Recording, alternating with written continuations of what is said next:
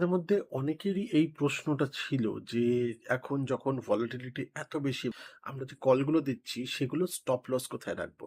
তো আমি stop loss নিয়ে একটা ভিডিও বানিয়েছিলাম আগে, হয়তো অনেকে মিস করে গেছেন। তো আরেকবার আমি বলে দিচ্ছি। দেখুন, স্টপ লস বেসিক্যালি আপনাকে রাখতে হবে এই দেখে যে আমি কলটা কি দেখে দিচ্ছি। আমি কোন টাইম ফ্রেম দেখে কল নিচ্ছি, কোন টাইম ফ্রেম দেখে আমি এন্ট্রি নিচ্ছি, সেই হিসাবে আমাকে স্টপ লস রাখতে হবে। চার্টে দেখাচ্ছি, বুঝতে আরেকটু সুবিধা হবে আপনাদের। দেখুন, আজকে আমরা টেলিগ্রামে বলেছিলাম যে সেন্সেক্সে ৭৪,০০০ ফুট যদি ৫৭০-এর উপরে যায় সেখান থেকে আপনারা কিনতে পারেন। এবার এই ৫৭০-এর লেভেলটা কি করে দেওয়া হয়েছিল, এই জায়গাটা দেখুন। এবার এটা ৩০ মিনিটে আমি সেন্সেক্সের চার্ট খুলে রেখেছি। দুটো খুব ক্লোজ জায়গাতে দুটো সাপোর্ট লাইন ছিল, ফার্স্ট অ্যান্ড সেকেন্ড।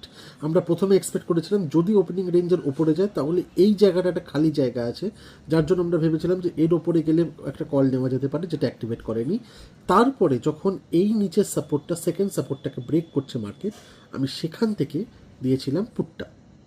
এবার কথা হলো, এই পুটটাতে আমার স্টপ লস কোথায় হবে? এই পুটটা যখন হচ্ছে সেখানে আমার স্টপ লস রাখতে হবে এই যে এই সাপোর্ট লাইনটা আছে এর ওপরে যদি ক্লোজ হয় সেখানে গিয়ে আমি আমার পুট থেকে বেরিয়ে যাব।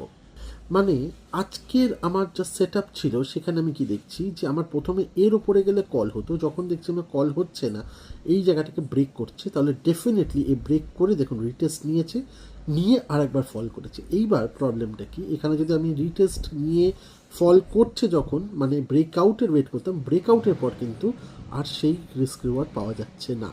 কাজেই আমাকে আজকের কল এখান থেকেই দিতে হবে যেখানে ব্রেকআউটটা হচ্ছে, এবং আমাকে এই জায়গাটাকে স্টপ লস রাখতে হবে। এবং এটা আমি আপনাকে আফটার মার্কেট অ্যানালিসিসের জন্য বলছি না, আমি আপনাকে আজকে পুরো প্রমাণ হিসাবে দেখাচ্ছি।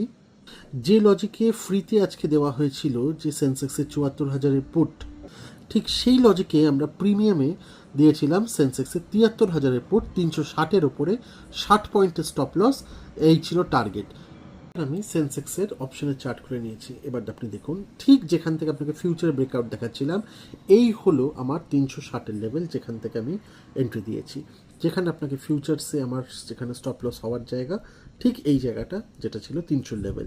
ফার্স্ট টার্গেট যেখানে ফিউচার্সে ফার্স্ট রেজিস্ট্যান্স ছিল সেটা ৪০০-র কাছাকাছি আসছিল, সেকেন্ড রেজিস্ট্যান্স যেখানে আসছিল সেটা ৪৫০-র কাছাকাছি আসছিল, এবং ফাইনাল রেজিস্ট্যান্স আসছিল ৫০০, এবং ৫০০ই দেওয়া ছিল আমার ফাইনাল টার্গেট।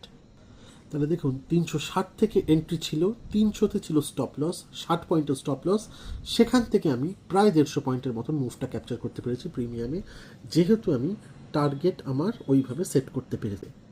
সিমিলারলি আপনি দেখুন, গতকাল মানে এই যে ১২ই মার্চ আমি দেখছি যখন যে আজকে মার্কেটে মুভমেন্টের বিশাল জায়গা আছে, সেখানে আমাকে তাহলে প্রাইসটাকে ছোট করতে হবে যাতে আমি স্টপ লসটাকে ম্যানেজ করতে পারি। আমি সেন্সেক্সের ৭৫,৯০০-এর পুট ৬০-তে দিয়েছিলাম এবং টার্গেট ছিল 120। 120-তে হিট করেছে, ডাবল হয়েছে, এবং আমরা সেখানে গিয়ে কাজ বন্ধ করে দিয়েছি। আশা করি এবার বুঝতে পারছেন যে স্টপ লসটার ডিসিশন আমরা কিভাবে নিচ্ছি, ডিপেন্ড করছে যে মার্কেট কতটা ভলাটাইল, কি দেখে আমরা কলটা দিচ্ছি। যদি কোনোদিন ৩ মিনিট দেখে কল দিই তাহলে তার যে মেজর রেজিস্ট্যান্স বা সাপোর্ট সেখানে থাকবে স্টপ লসটা অ্যাট ক্লোজিং লেভেল। যদি দেখি ৩০ মিনিট দেখে কল দিচ্ছি তাহলে তার রেজিস্ট্যান্স বা সাপোর্ট থাকবে as stop loss with closing. একটু হয়তো বারবার দেখতে হবে ভিডিওটাকে বোঝার জন্য যে কোথায় স্টপ লসটা কীভাবে লাগছে। এটাই আমরা প্রিমিয়ামে তো আমরা নিজেরা ক্যালকুলেট করে দিই, কিন্তু যারা ফ্রি কল নিচ্ছেন যেখানে স্টপ লসটা আমরা দিই না, আপনাকে যদি ক্যালকুলেট করতে হয় আপনাকে তাহলে সাপোর্ট রেজিস্ট্যান্সের জায়গাটাকে বুঝে সেখান থেকে স্টপ লসটাকে ডিসিশন আপনাকে নিতে হবে। বেশ অনেকটা কনফিউশন ছিল স্টপ লস নিয়ে, আশা করব সেই কনফিউশনগুলো দূর হয়ে গেছে। ভালো থাকবেন, দেখা হচ্ছে সোমবার মার্কেটে।